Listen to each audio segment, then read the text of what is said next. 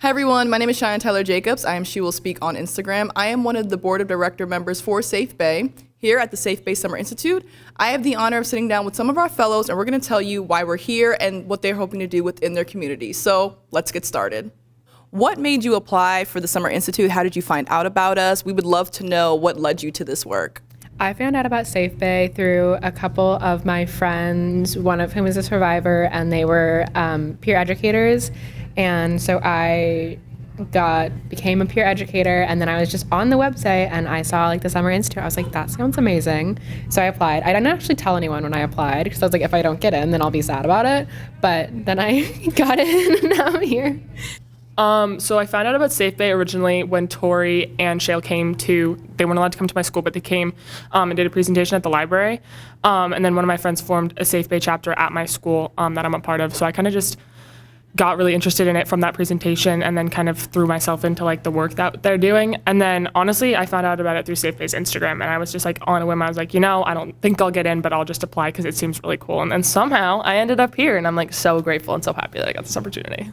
I found out about SafeBAE actually on a crisis services hotline, having a tough time, and they actually sent me the link to SafeBAE. And then I was just doing some research and I saw the institute and I'm like, why not? I'll just apply and see what happens. And so what other work were you doing before the SafeBAE Summer Institute? So I've been working on trying to get a SafeBAE chapter at Yorktown, but my school's a little crazy in some ways. They're a little we want to keep this neat, so they're not going to do that anytime soon. Still working on that. But one of my friends had got sexually assaulted at my school, and they didn't do anything about it at all. We had been talking to administration, so I was like, you know what? I've dealt with this in the past, so I'm going to schedule a school walkout. I scheduled a school walkout, and we had around 500 people from my school, and then it kind of spread to all of the schools in my district, so it was kind of not just a school walkout, it was a district walkout.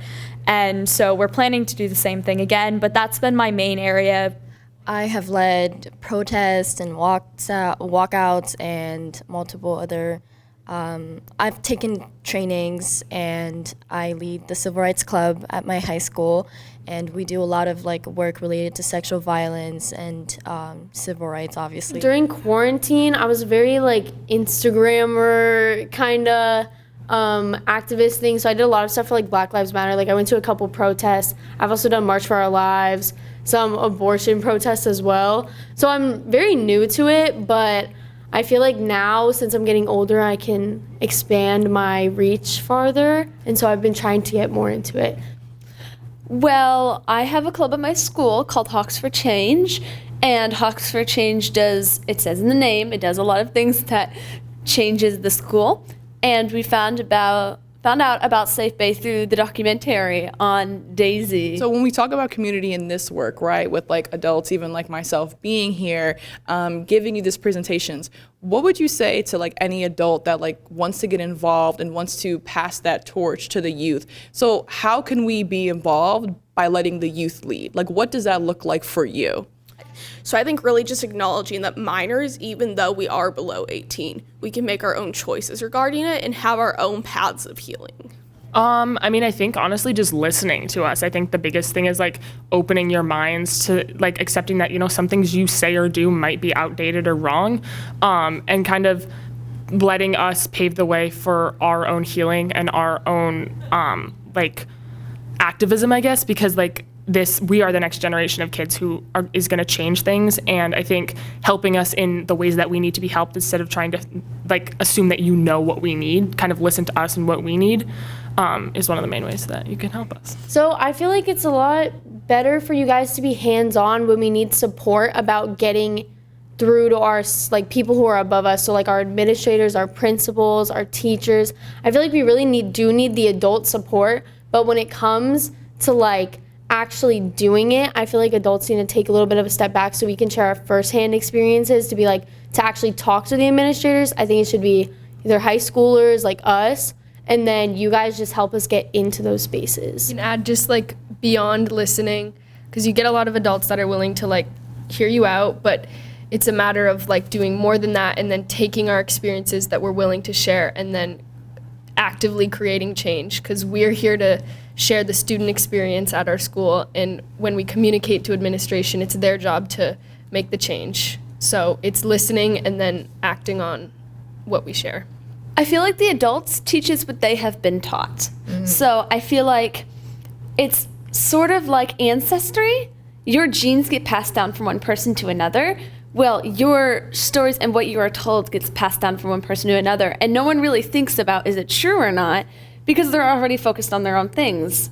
They're just going to follow the lead of the person in front of them who they trust. The best way I could describe this is leave the door open, be the one to open the door and let us take the lead, like walk us in to the door, and just because adults have more resources and privileges, so just let us lead for once. How important is it for us, even as adults, being able to coordinate certain things or being the ones who have permits that can sign documents to put different things like these summits together? And do you feel like we need more of them, especially when it comes to community?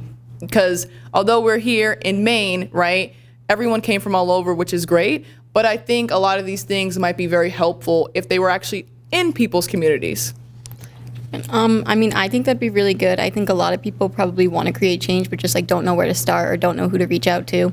And it's been really great to be here and finally be around adults who will listen and kind of let the students speak, because at our school we had a lot of adults that kind of just talked over us or patted us on the back and then pushed us out of the room. And so I think if SafeBAE or any organization is able to reach out and really get the youth voices, I think that's what'll create change in the end.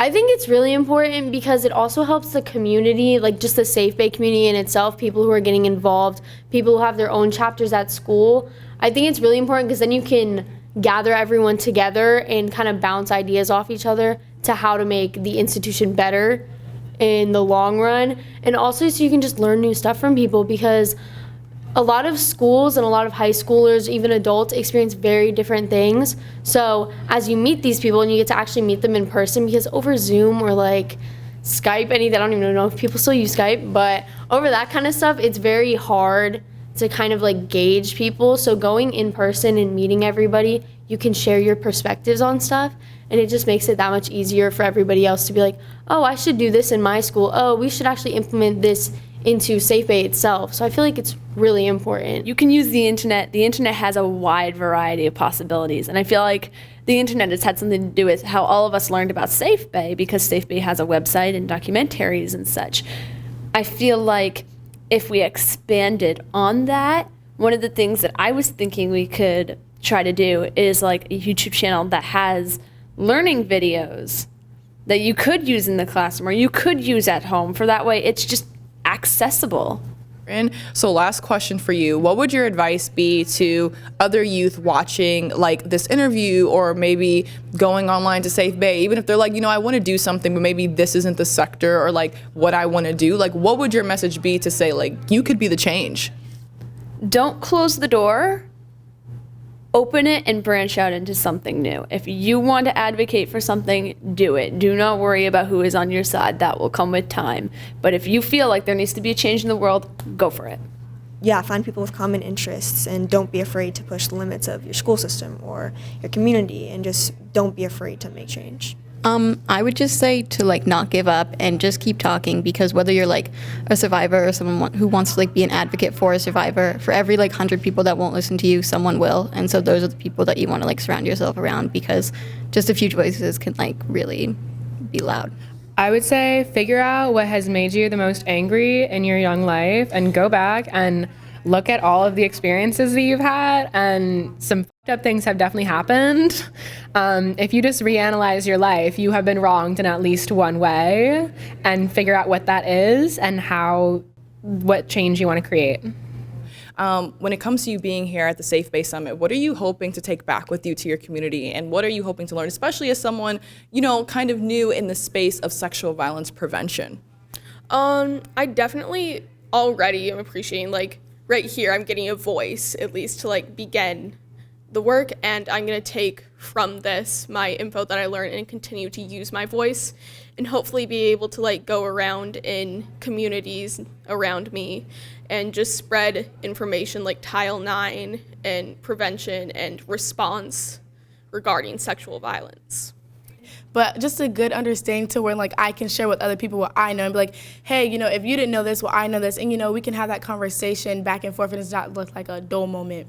And as like a young person who comes from a very white, straight, heteronormative, cisgender place, like it was so eye-opening just like come here and meet all these people with such diverse backgrounds and hearing their stories, and like kind of being motivated by what they've gone through to like really create change. I think just honestly listening to other people has been the best part, and like learning from everybody and like learning how I can become a better advocate and ally to people. So I cannot wait for what you're going to do when you bring this back to your school, your community. You know, when you sit down with mom again after you come back, like, listen, mom, this is you should be happy you sent me here because this is what I learned. So where can we follow you, and like how can we keep up with what you're doing to support, to donate, you know, to even give advice? Because, you know, like we've learned, this gets hard sometimes.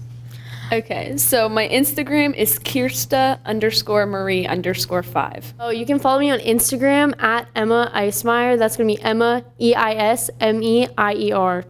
And then that's it. On Instagram, my user is Nommoth, spelled MOMMOTH with underscore after it. I'm mostly active. Most of my activism happens on Instagram. So it's Emma_Micho_, and that's mainly where I do everything, pretty much. My Instagram is Willow William with 3 L's in both of them. Yeah. Nickname Chanel, real name Jesslyn. Jesslyn_Mares on everything. You know, it's right there. You know my first name, you know my last name. For Instagram, Jesslyn_Mares on 123. Because my account got hacked into, so. My Instagram is the stupidest username ever. It's VeggieTalesLover46. I love it.